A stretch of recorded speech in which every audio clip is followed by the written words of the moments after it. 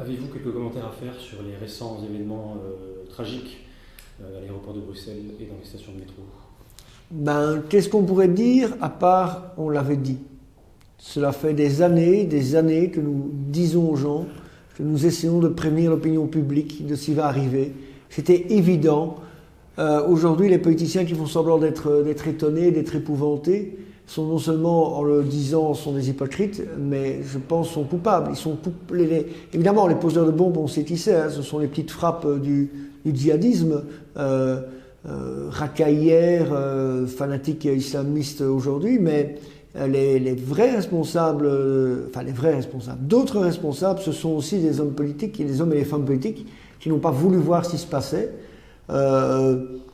Par bien-pensance, par intérêt électoral, hein, c'est-à-dire qu'on a toujours essayé de prendre beaucoup de gants avec la communauté musulmane en espérant récupérer les votes communautaires, et aussi par incompétence, je crois. Donc voilà, tout ça a fait un cocktail explosif, des jeunes racailles qu'on a laissés faire tout et n'importe quoi, qui se sont radicalisés en prison, ou dans leur milieu, dans des endroits qui sont devenus de véritables ghettos et où on a laissé proliférer les prédicateurs de toutes sortes. À côté de ça, un système qui a d'abord favorisé, je rappelle, hein, les jeunes à partir en Syrie, en disant que oui, il fallait combattre la méchante dictature de Bachar al-Assad, etc. Et puis un système qui après n'a pas voulu voir ce qui se passait. Donc voilà, les autres responsables de ça, ce sont les hommes et les femmes politiques. Voilà. Et est-ce que vous pensez qu'il y a des solutions à l'avenir? Qu'est-ce qui va se passer? Qu'est-ce qu'on pourrait envisager? Je pense qu'on est parti pour une longue guerre. On est en guerre. Ça, c'est quand même quelque chose, il faut bien se rendre compte, on est en guerre. Alors aujourd'hui, on nous fait des cocoricots parce qu'on aurait démantelé enfin cette fameuse cellule de Paris et de Bruxelles, mais ce que je crains, c'est qu'il y en a plein d'autres de cellules. Tout le monde sait que Daesh utilise, et d'autres groupes djihadistes utilisent la vague migratoire pour infiltrer des gens en Europe. Il y a des dizaines de milliers de djihadistes européens, ou qui viennent du monde entier, qui pourraient être tous des kamikazes potentiels. Donc oui, on a du souci à se faire.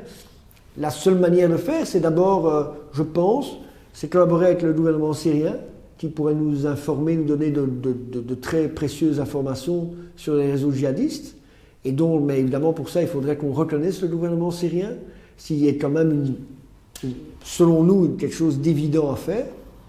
La deuxième chose, ce serait évidemment, c'est de ne plus prendre des gants avec les milieux islamistes radicaux, de fermer toutes les mosquées illégales, de fermer toutes les mosquées radicales, d'expulser tous les gens qui font le prédicateur et appellent à la haine de l'Europe et aux actes de violence.